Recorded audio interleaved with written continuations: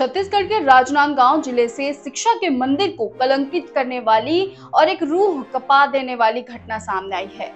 डोंगरगढ़ स्थित Khalsa public school में एक शिक्षिका का गुस्सा 13 साल के मासूम सार्थक पर इस कदर बरसा कि उसके सुनने की क्षमता लगभग खत्म हो गई। बताया जा रहा है कि कक्षा में सोशल साइंस की टीचर प्रियंका सिंह ने छात्र से किताब निकालने को कहा। बैग से किताब निकालने में कुछ सेकंड की देरी हो गई और जब बच्चे ने बड़े प्यार से पूछा कि मैम आपने क्या कहा, दोहरा दीजिए, तो शिक्षिका अपना आपा खो बैठी। गुस्से में आकर उन्होंने छात्र के कान पर लगातार 4 जोरदार थप्पड़ जड़ दिए। घर पहुंचने के बाद बच्चे ने शिकायत की कि उसे कुछ सुनाई नहीं दे रहा।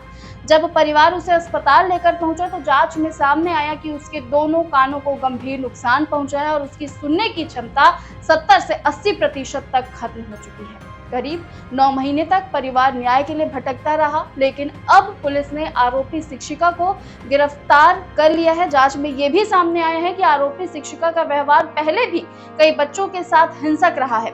स्कूल की एक अन्य छात्रा ने इसकी गवाही भी दी है। अब सार्थक का पूरा परिवार स्कूल प्रबंधन पर कड़ी कार्रवाई और बच्चे के इलाज का पूरा खर्च उठाने की मांग कर रहा है। पुलिस अब इस बात की भी पड़ताल कर रही है कि क्या स्कूल प्रबंधन ने जानबूझकर आरोपी को बचाने के लिए तथ्यों के साथ छेड़छाड़ की थी। आप अपनी राय कमेंट सेक्शन में जरूर बताएं और अपडेट्स के लिए वहम छत्तीसगढ़ को सब्सक्राइब करना ना भूलें।